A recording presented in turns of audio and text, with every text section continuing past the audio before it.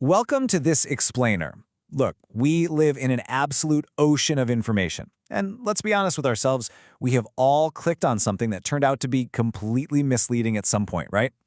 Well, today we're going to empower you to become a sort of media detective so you're never taken advantage of again. We are diving deep into exactly how to evaluate an author's purpose and credibility. So let's get into it. Here is our roadmap for today. We'll start with Section 1, the prudent learner, then move to Section 2, identifying purpose. After that, we'll hit Section 3, evaluating credibility, test our skills in Section 4 with some real-world examples, and wrap it all up with Section 5, true education. All right, let's jump right in. Section 1, the prudent learner. There's this timeless piece of wisdom from Proverbs 14:15 that says, "The simple believe anything, but the prudent give thought to their steps." I mean, that just perfectly captures our mission here.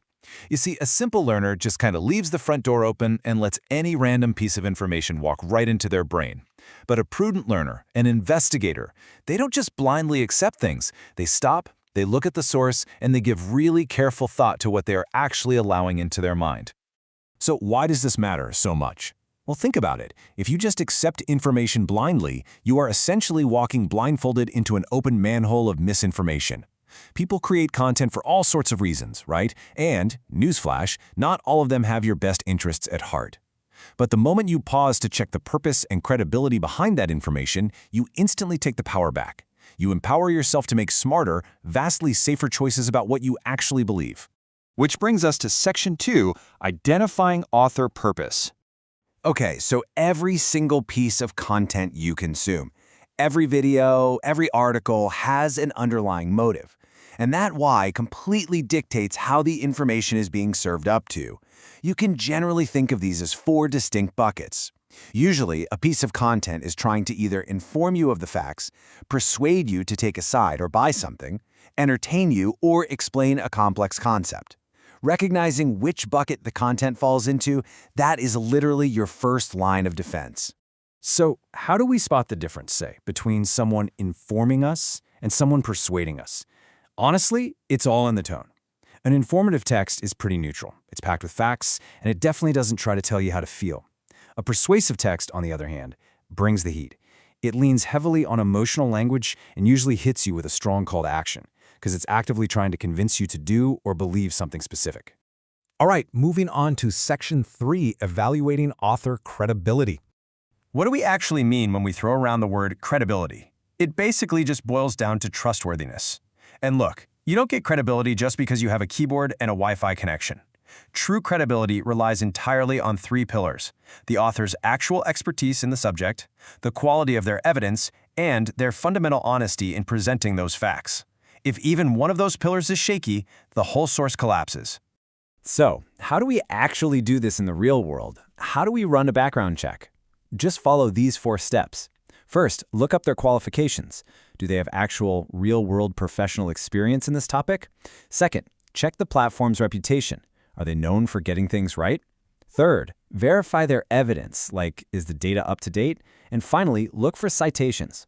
A reliable source is always going to tell you where they got their facts instead of just pulling claims out of thin air. But hey, quick warning here, and it's a big one. Even the most highly credible, fully qualified authors have bias. It's true. We are all human and we all view the world through our own specific lens. Just because someone is a certified expert doesn't mean their personal opinions aren't coloring the facts they share.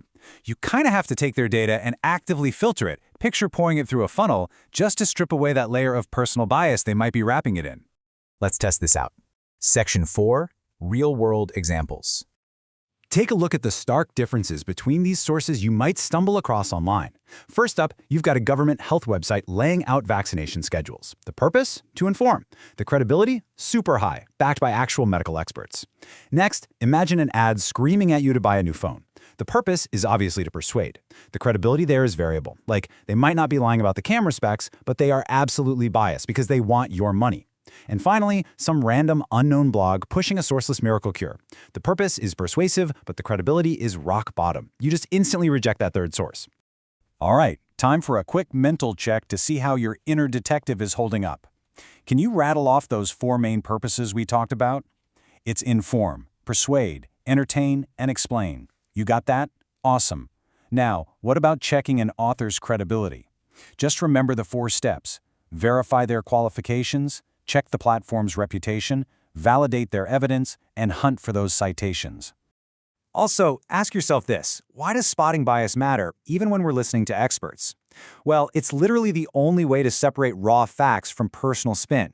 It is exactly why a peer-reviewed scientific journal will always outrank a random online post. Think of a credible expert in a field that you personally care deeply about. What makes them trustworthy to you? Keep that standard in your head whenever you consume any media. Let's wrap things up with Section 5, Education and Biblical Morality. Stepping back to the bigger picture here, drawing from the Heroes Mart Academy Godly Learner series, we have to ask why we even build these skills in the first place. It's because education without morality will inevitably end up hurting you. Think about it like a scale. What is the actual point of having a brilliant brain, of knowing exactly how to evaluate sources, if you lack the moral compass to make good decisions with that information? If you keep making bad choices that hurt yourself or other people, then being smart just isn't enough. And you know, this perfectly aligns with a really beautiful promise found in Romans chapter 8, verses 6 and 7. It assures peace of mind to everyone who keeps their mind spiritual. When you take a sharp, critical mind and perfectly balance it with a spiritually grounded one, you aren't just dodging fake news anymore. You are actively cultivating genuine, lasting peace of mind, and honestly, that is the true, ultimate goal of this kind of holistic learning. So, as you step back out into a world that is just flooded with competing voices, nonstop advertisements, and endless streams of information, who are you going to choose to be? Are you going to be a simple believer who just lets any random idea walk right in?